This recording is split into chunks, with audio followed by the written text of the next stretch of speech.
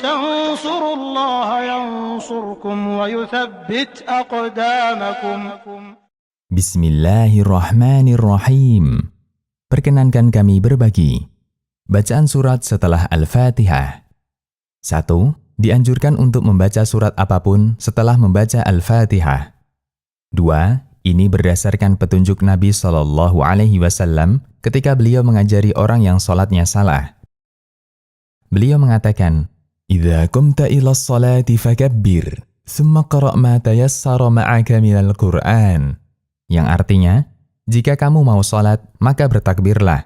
Kemudian bacalah bagian Al-Quran yang mudah bagimu. Hadis riwayat Bukhari dan Muslim. 3. Terkadang Nabi SAW membaca surat yang panjang dan terkadang surat yang pendek, tergantung dari kondisi makmum.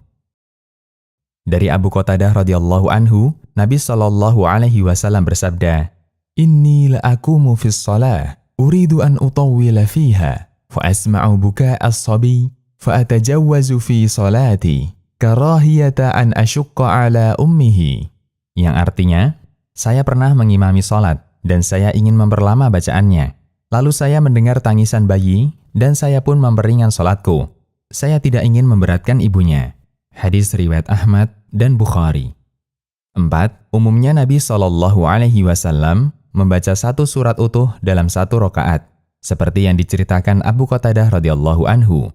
Kana an-nabiyyu sallallahu alaihi wasallam yaqra'u fi ar-rak'atayn min adh-dhuhri wal 'ashri bi Fatihatil Kitabi wa suratin surah, yakni yaqra'u suratan fi kulli rak'ah. Yang artinya, ketika salat zuhur dan asar, Nabi SAW terbiasa membaca Al-Fatihah dan satu surat. Maksudnya, beliau membaca satu surat dalam satu rakaat. Hadis riwayat Bukhari dan Muslim.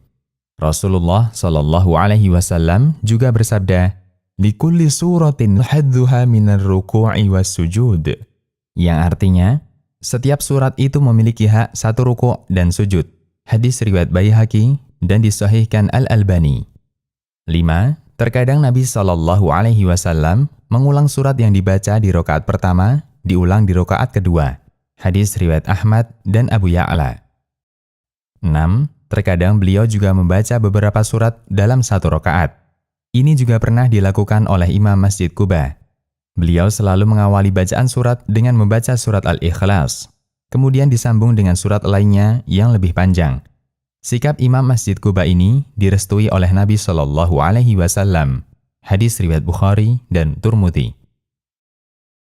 7. Jika membaca surat dimulai dari awal surat, maka dianjurkan membaca basmalah. Dan jika yang dibaca adalah penggalan tengah surat, maka tidak perlu membaca basmalah. 8. Nabi SAW sering membaca surat Al-Mufassal. Hadis riwayat Bukhari dan Muslim. 9. Surat Al-Mufassal adalah kumpulan beberapa surat pendek dalam Al-Quran. Dimulai sejak surat Al-Hujurat sampai surat An-Nas. Disebut Al-Mufassal yang artinya terputus-putus, karena surat-surat ini ayatnya pendek-pendek. 10. Umumnya rakaat pertama lebih panjang daripada rakaat kedua.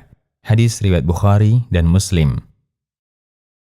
11. Di antara surat yang sering dibaca Nabi SAW ketika sholat wajib dan sunnah. A. Ketika sholat sunnah qobliyah subuh. Di rakaat pertama, beliau membaca surat Al-Kafirun dan di rakaat kedua, beliau membaca surat Al-Ikhlas. Hadis riwayat Muslim dan Abu Daud.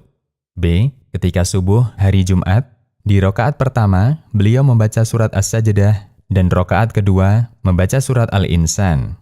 Hadis riwayat Bukhari dan Muslim. C. Ketika salat Jumat, di rakaat pertama membaca surat Al-A'la dan di rakaat kedua membaca surat Al-Ghasiyah.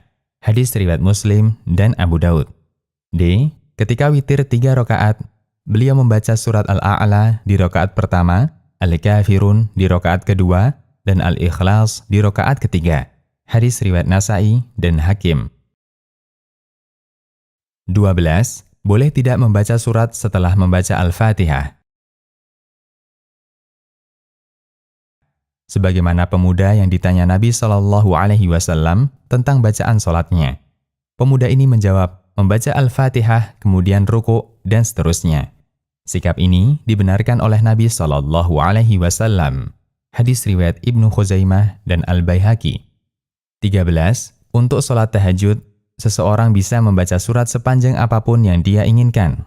Nabi Shallallahu Alaihi Wasallam pernah membaca Al-Baqarah, An-Nisa, dan Ali Imran dalam satu rakaat sholat tahajud. Hadis riwayat Muslim dan At-Tahawi. Kesalahan seputar bacaan sholat. 1. Membaca surat tertentu pada sholat tertentu dengan keyakinan bahwa itu sesuai sunnah padahal tidak ada dalilnya. Misalnya, mengkhususkan surat Ar-Rahman pada saat sholat subuh. 2. Hanya membaca surat yang terlalu pendek dalam setiap sholat atau ayat tertentu saja sehingga membuat makmum bosan. Karena itu, imam dituntut untuk memiliki banyak hafalan agar bisa membaca surat yang lebih panjang. Demikian, semoga bermanfaat.